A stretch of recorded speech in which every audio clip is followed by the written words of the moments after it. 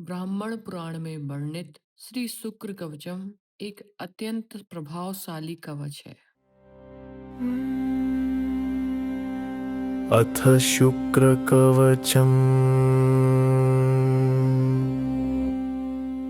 अस्य श्रीशुक्रकवचस्तोत्रमन्त्रस्य भारद्वाज ऋषिः अनुष्टुप् छन्दः शुक्रो देवता। शुक्रप्रीत्यर्थं जपे विनियोगः।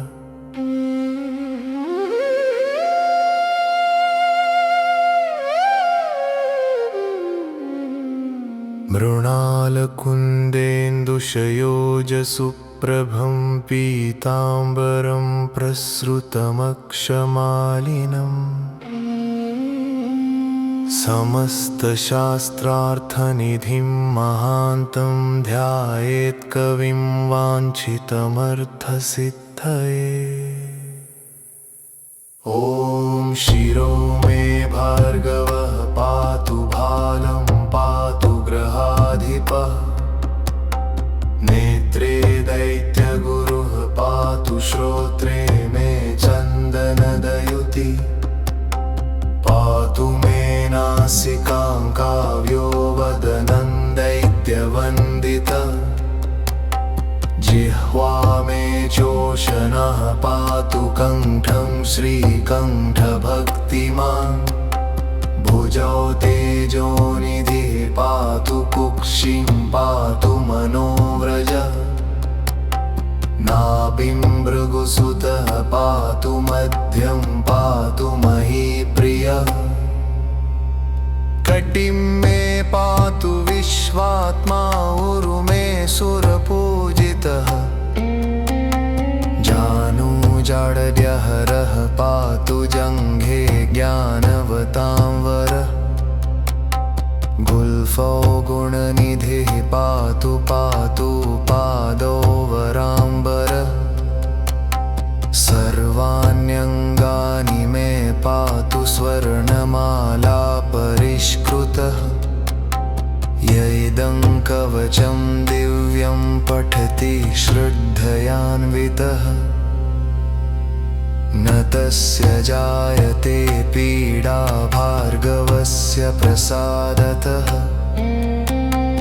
इति श्रीब्रह्माण्डपुराणे शुक्रकवचं सम्पूर्णम्। अथ शुक्रकवचम्। अस्य श्रीशुक्रकवचस्तोत्रमन्त्रस्य भारद्वाज ऋषिः अनुष्टुप् छन्दः शुक्रो देवता। शुक्रप्रीत्यर्थं जपे विनियोगः।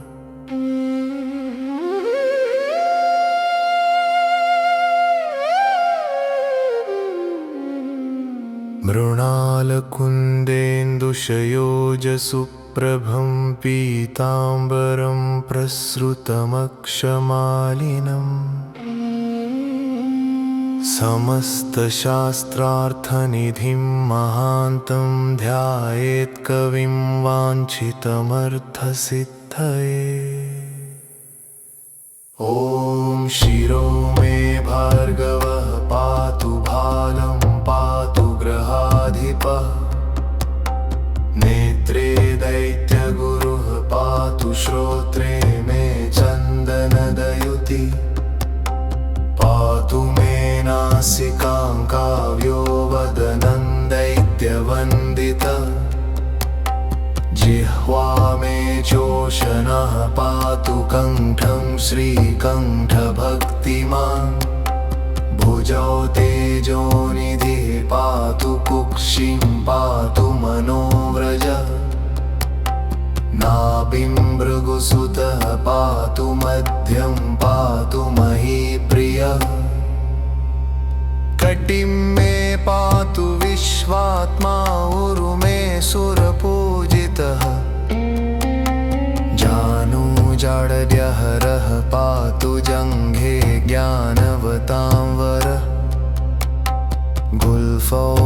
गुणनिधिः पातु पातु पादोवराम्बरः सर्वाण्यङ्गानि मे पातु स्वर्णमाला परिष्कृतः य इदं कवचं दिव्यं पठति श्रद्धयान्वितः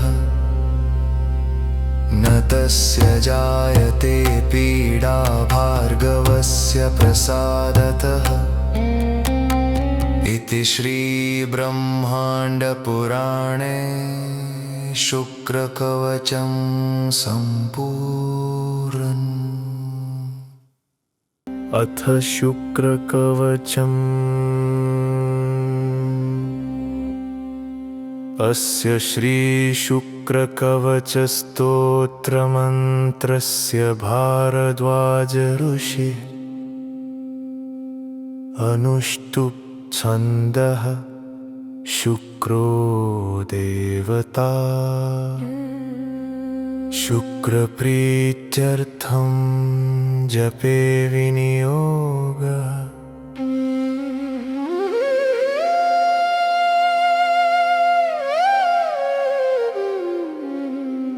मृणालकुन्देन्दुशयोजसुप्रभं पीताम्बरं प्रसृतमक्षमालिनम् समस्तशास्त्रार्थनिधिं महान्तं ध्यायेत्कविं वाञ्छितमर्थसिद्धये।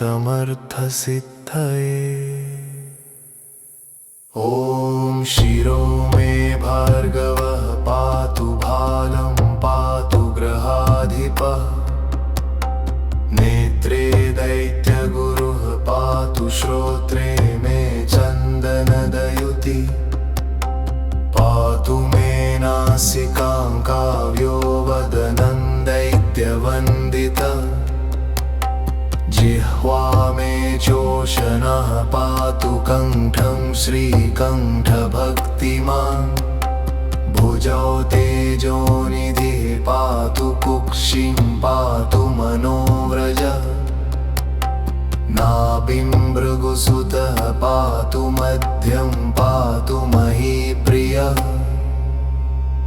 कटिं मे पातु विश्वात्मा उरुमे सुरपूजितः जानुजाड्यहरः पातु जङ्घे ज्ञानवतां वरः गुल्फौ गुणनिधिः पातु पातु पादोवराम्बरः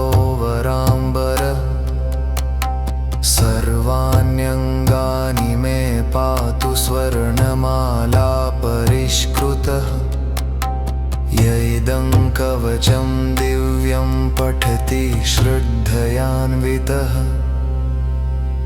न तस्य जायते पीडा भार्गवस्य प्रसादतः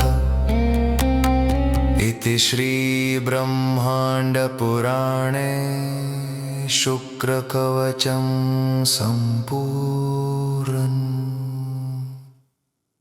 अथ शुक्रकवचम्। अस्य श्रीशुक्रकवचस्तोत्रमन्त्रस्य भारद्वाज ऋषिः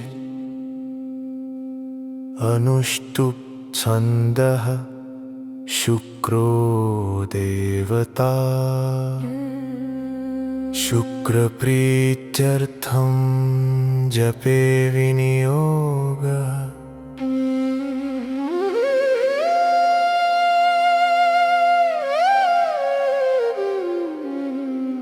मृणालकुन्देन्दुशयोजसुप्रभं पीताम्बरं प्रसृतमक्षमालिनम्